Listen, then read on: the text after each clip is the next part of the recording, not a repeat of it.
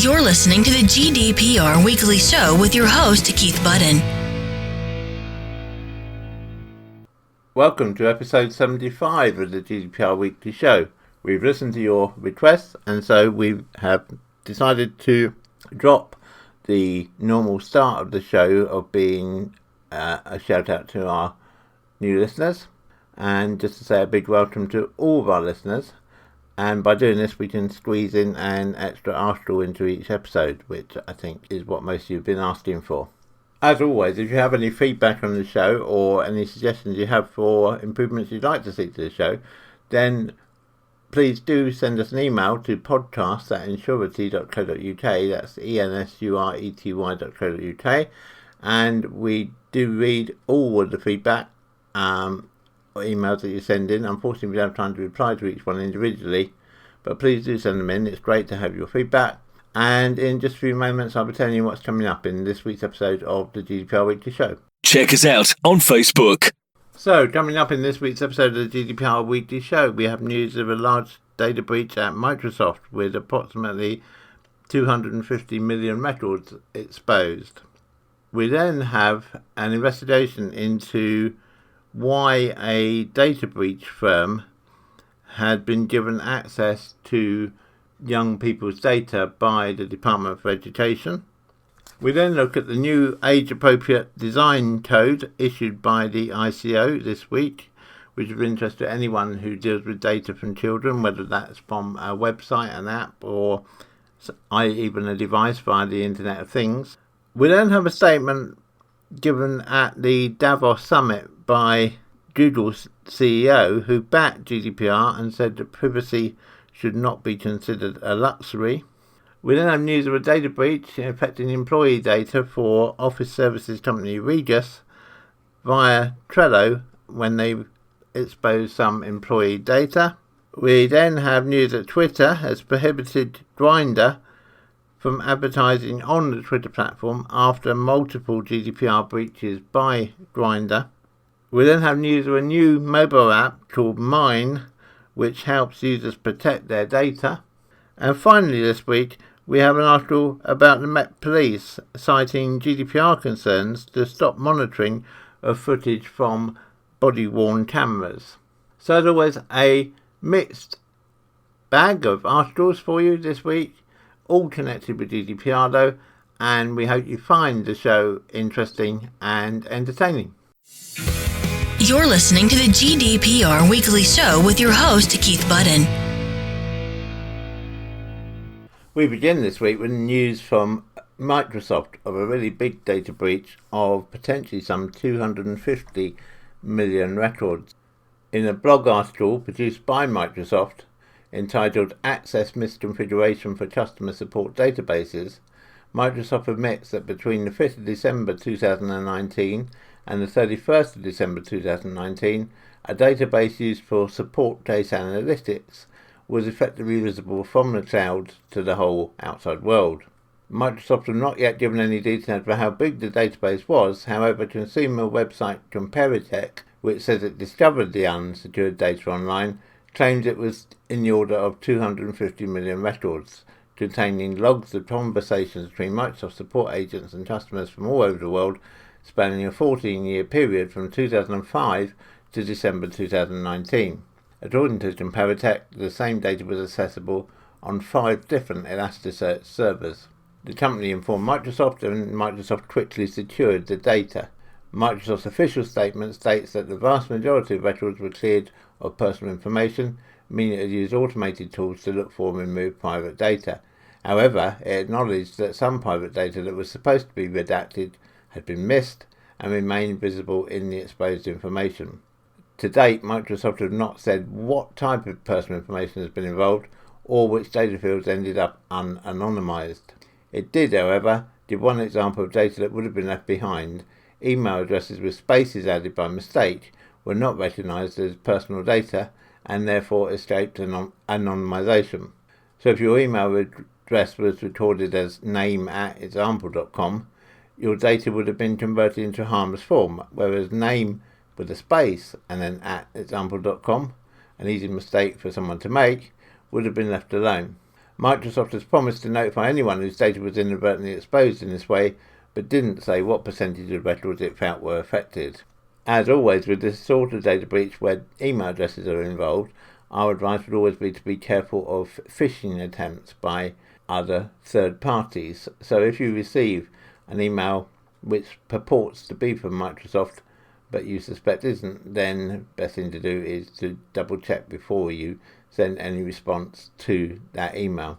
If we receive any update on this from Microsoft, then we will of course bring it to you in a future episode of the GDPR Weekly Show.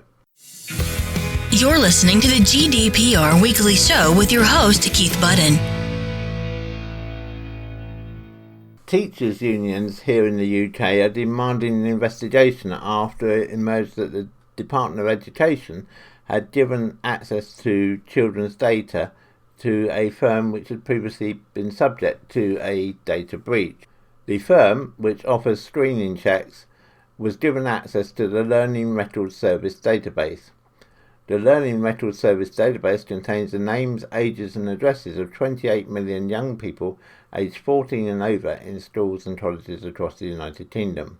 The Education and Skills Funding Agency said it had launched an investigation this week after being tipped off by the Sunday Times that the LRS had been accessed by data intelligence firm GB Group, whose clients include 32 Red and Betfair, among other gambling companies. GB Group is understood to have used the Learning Records Service database for age and identity verification services for its clients. However, it is claimed that one gambling firm had boosted the numbers of young people passing its identity checks by 15% by using the database. According to the Department of Education, the education training provider, which wrongly provided access to the service, was Trustopia. But an investigation by sister paper Further Education Week has found that not only is the firm not registered as a provider, its co-founder, Ronan Smith, was subject to a government investigation in 2017. His training company later went bust, leaving learners in thousands of pounds of debt.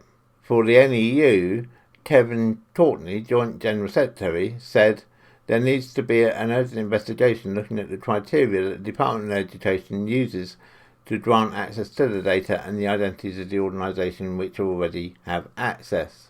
He went on to say, given the hugely sensitive nature of this data, it is also vital that there are rigorous checks on any organisations which are granted access. Privacy rules state that a young person's personal information should only be accessed through the system by organisations and, quotes, specifically linked to their education and training, end quote. The Department of Education suspended access to the system this week in order to carry out necessary checks to ensure data security. It's understood that the service was restored on Thursday this week. The Department for Education said the company had access to the records because they registered with a UK provider reference number on the UK Register of Learning Providers as an apprenticeship provider. When contacted, Trustopia declined to comment, but did confirm that they were not a training provider. Previous investigations have shown that a company can gain a UK PRN within 24 hours simply by providing a limited company number. A Department of Education spokesperson would not say why Trustopia was given access to the database or what it used the service for, adding that a full internal investigation is underway. The Department for Education has notified the Information Commissioner's Office, the ICO, and the ICO has begun to make inquiries. A bit of background is that prior to co-founding Trustopia, Smith ran a training company called Edudo. It was investigated by the Department of Education in 2017. The Department of Education will not say why, but subsequently terminated the firm's contracts, which were used to deliver courses paid for by government loans. Smith then transferred Edudo's assets to a new company called Learning Republic, which went bust. Hundreds of learners were subsequently left with thousands of pounds of debt and no qualifications to show for it. Smith himself was declared as bankrupt in November 2019. For the National Union of Students, Juliana Mohammed Noor said the Department for Education has failed these young people by not performing the relevant due diligence and called for a full investigation to ensure no more harm is done to the youngsters involved. A Department for Education spokesperson said Trustopia broke their agreement with us, This was completely unacceptable, and we have immediately stopped the firm's access and ended our agreement with them. We will be taking the strongest possible action. Since the ICO and the Department for Education are now both mounting investigations into this, we expect we will get an update from one organisation or the other, and as soon as we receive any such update, we will of course bring it to you in a future episode of the GDPR Weekly Show. You're listening to the GDPR Weekly Show with your host, Keith Budden. The ICO has issued new guidance this week for age-appropriate design, and it's titled the guidance A Code of Practice for Online Services. And it's really looked at from the point of view of young people and how the ICO and data protection can best be applied to those young people, and pointing out that it doesn't necessarily have to be a young person accessing a website. It could be that they're opening an app, or they're playing a game, or even in today's Internet of Things that they're using a third-party device. And yet it's important to guard who's using the service, how they're using it, how frequently, where from, and on what device, because that information may then inform techniques used to persuade young people to spend more time using those services, to shape the content they're encouraged to engage with, and to tailor the advertisements they see. For all the benefits the digital economy can offer children, we're not currently creating a safe space for them to learn, explore and play. So the new guidance from the ICO, which in itself is a statutory code of practice, looks to change that, not by seeking to protect children from the digital world, but by protecting them within it. It's important to note that 1 in 5 UK internet users are children, but they're using the internet that was not designed for them. In research conducted by the ICO to inform the direction of the code, they heard children describing data practices as nosy, rude and a bit freaky. The ICO's recent national survey into people's biggest data protection concerns ranked children's privacy second only to cyber security. This has also been echoed in other surveys conducted by Ofcom and also by the London School of Economics. The code is the first of its kind, but it reflects the global direction of travel, with similar reform being considered in the rest of Europe, in the USA and globally by the Organisation for Economic Cooperation and Development, the OECD. The ICO hopes that this code will lead to changes that the UK Parliament wants. Parliament and government have ensured that UK data protection laws will truly transform the way we look after children online by requiring that the ICO introduces this statutory code of practice. A key element of the code is that it's achievable. The code is not a new law, but it sets standards and explains how the General Data Protection Regulation, GDPR, applies in the context of children using digital services.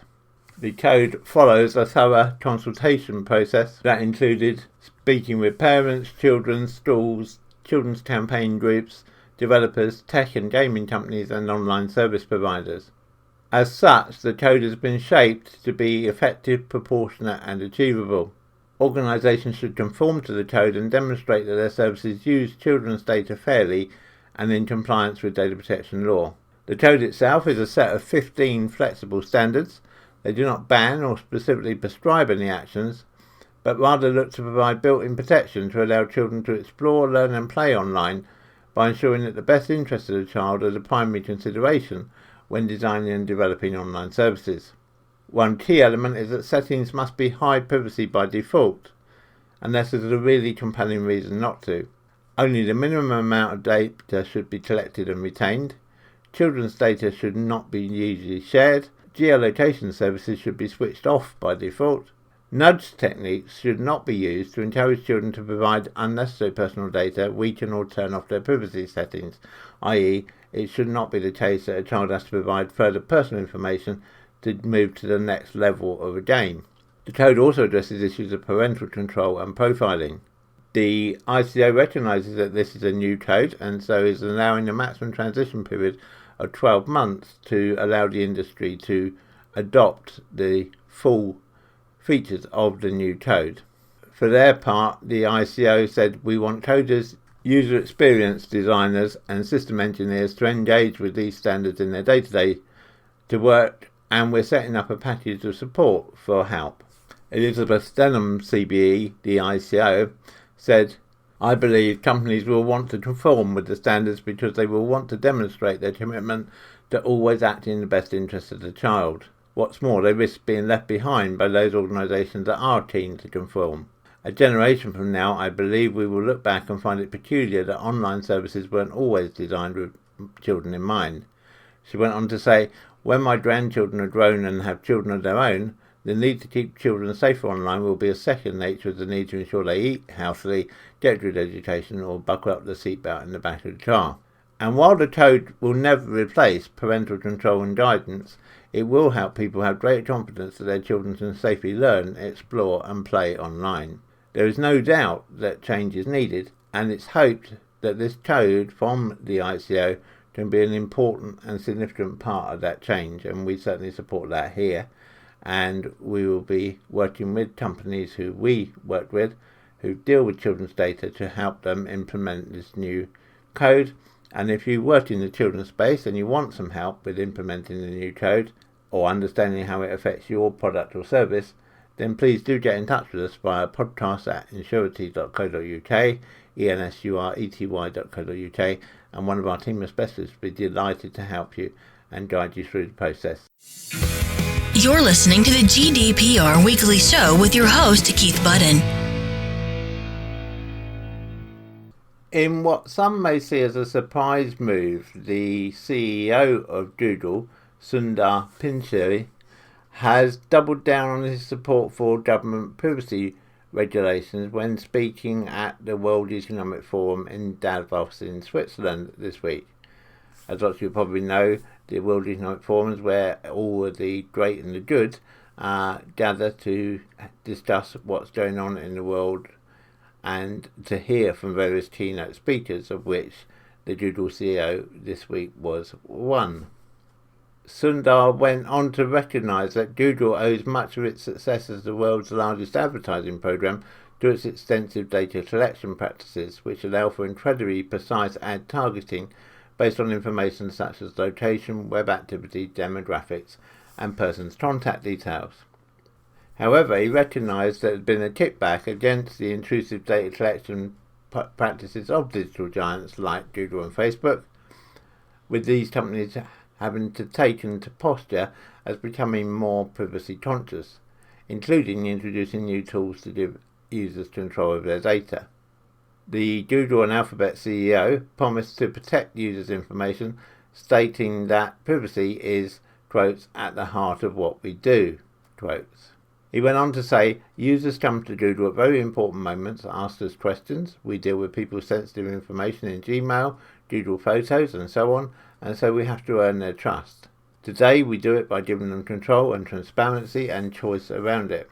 He went on to say that privacy cannot be considered to be a luxury good, and described GDPR as a great template which could provide guidance to other countries for considering privacy-focused data regulations.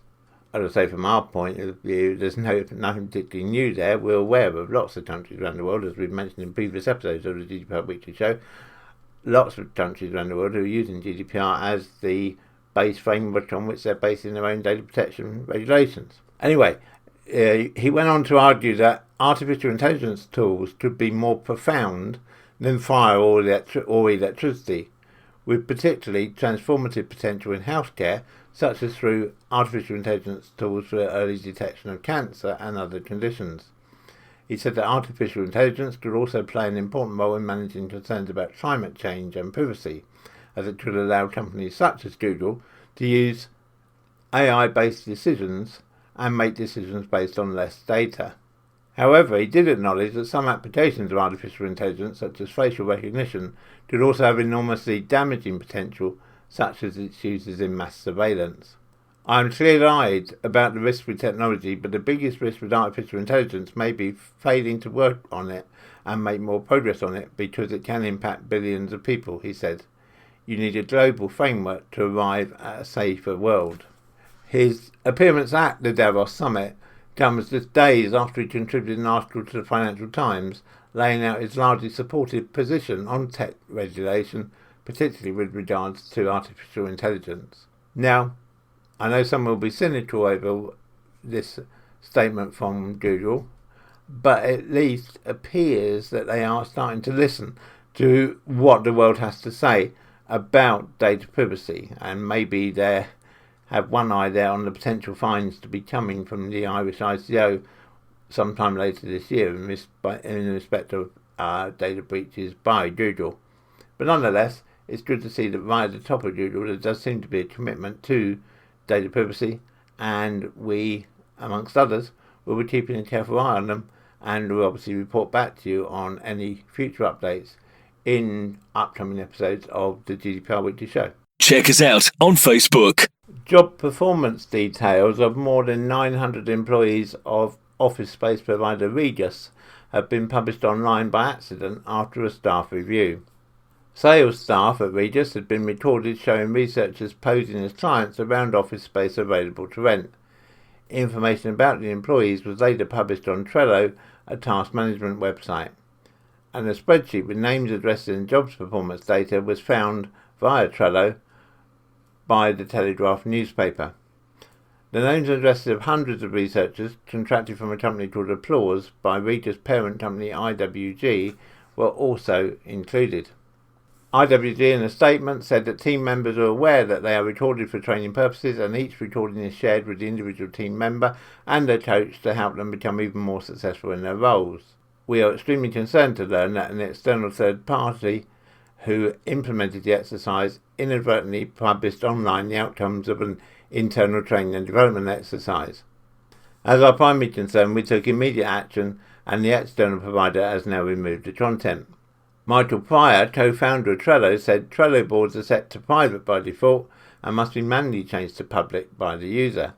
We strive to make sure that public boards are being created intentionally and have built-in safeguards to confirm the intention of a user before they make a board publicly visible.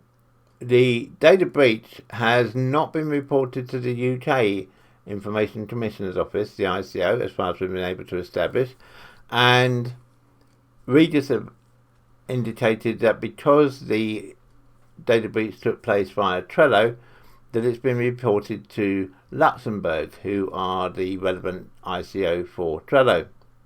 However, we've been unable to confirm with the Luxembourg ICO whether the breach has yet been reported to them, so that's something we will follow up in the coming week. An Applause spokesman said, since being made aware of the issue, we have reiterated our information security policies with our worldwide employees and have run an internal audit to confirm that there are no other unapproved third-party software tools being used in any client engagement. So we'll keep an eye on this one, and if we have any future updates from Trello or from the Luxembourg ICO, we will of course bring them to you as soon as we get them. You're listening to the GDPR Weekly Show with your host, Keith Budden. Twitter has suspended dating app Grindr from its ad platform after what it said were repeated GDPR breaches. A study by Twitter of the activity of Grindr found that Grindr was allegedly passing significant amounts of private information to advertisers without explicit consent from its users. The study, carried out by the Norwegian Consumer Council, found that the online advertising industry was systematically breaking the law, transmitting personal data and tracking users in ways that are banned under GDPR. Of the 10 apps examined in depth by the Norwegian Consumer Council, which included period trackers and dating apps, Grindr stood out as being significantly problematic.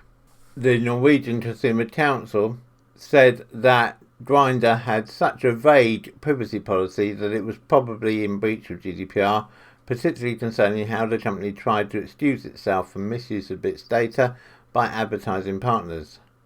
Grindr told users that they needed to check with partners to find out how their data was used, but only named one such partner, MoPub, an ad network owned by Twitter. MoPub in turn lists more than 160 partners to which data may be passed. By stating that it does not control these tracking technologies, and by asking users to read the privacy policies of any third-party companies that may receive personal data, Grindr is attempting to shift accountability for the advertising technologies it's using away from itself, the report concluded. Max Schrems, a well-known name to regular listeners of the GDPR Weekly Show, said every time you open an app like Grindr, advertisement networks get your GPS location, your device identifiers, and even the fact that you use a gay dating app. This is an insane violation of users' privacy rights within the EU. Following publication of the report, the Council filed formal complaints of GDPR breaches against Grindr and Moped, as well as 4 other ad tech firms. Twitter said it would investigate the allegations, saying Grindr provided data with inadequate consent and suspended the app from Mopub. We are currently investigating this issue to understand the sufficiency of Grindr's consent mechanism, Twitter said. In the meantime, we've disabled Grindr's account. For its part, the Norwegian Consumer Council said that every app they had access to had some privacy problems, however leading the report sources to conclude that the problem was endemic. Because of the scope of the test, the size of the third parties that observed receiving data, and the popularity of their apps, we regard the findings in these tests to be representative of widespread practice, they said. The tests, which were all carried out on Android devices, showed that every single app shared data with third parties.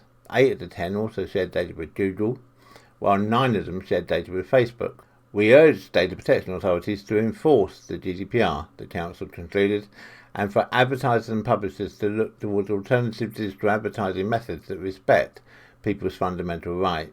Finn Mirstad, the Norwegian Consumer Council's Digital Policy Director, told the New York Times, which was the first media outlet to pick up on the study, that any consumer with an average number of apps on their phone, so let's say anywhere between 40 and 80 apps, will have their data shared with hundreds or maybe thousands of actors online. For their part, a Grindr spokesperson said user privacy and data security is and always will be a high priority for Grindr. Examples of this commitment include sharing our revised privacy policy in its entirety to every Grindr user in order to gain their consent and provide even greater transparency about Grindr's privacy fraud practices.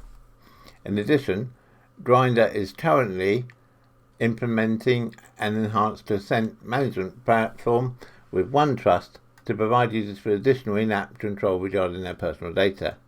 As always, Grindr users have individual control over exactly what information they choose to provide in their profiles.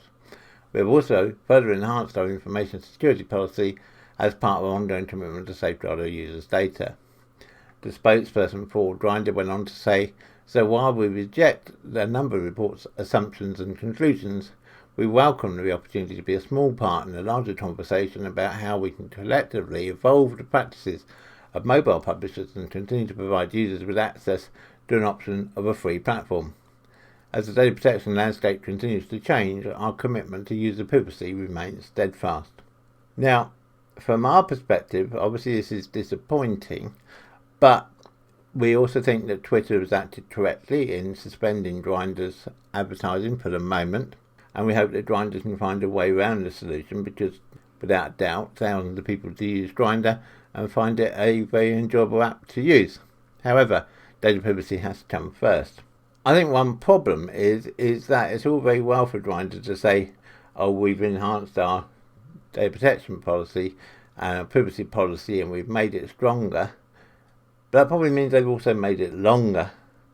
And we all know, I think, it's common human nature that particularly with an app on a mobile phone, you're not going to stand or sit and read through pages and pages and pages of a policy. You're going to probably do what most people are likely to do in that scenario, scroll up and up and up until you hit the accept button, click accept, and you haven't really read what you're accepting at all. And so we need to find a way around that impasse, I think, if data is going to stay secure as we move forward into an ever more connected world. You're listening to the GDPR Weekly Show with your host, Keith Budden. A new mobile app called MIME, M-I-N-E, has been launched this week, and it claims to wrestle control of personal data away from corporations and back into the hands of individuals by taking advantage of the rights of individuals under GDPR. MIME says that it uses machine learning algorithms to analyse the contents of the user's inbox to work out the companies and services they've signed up to over the years that may hold financial or identity-related information about them.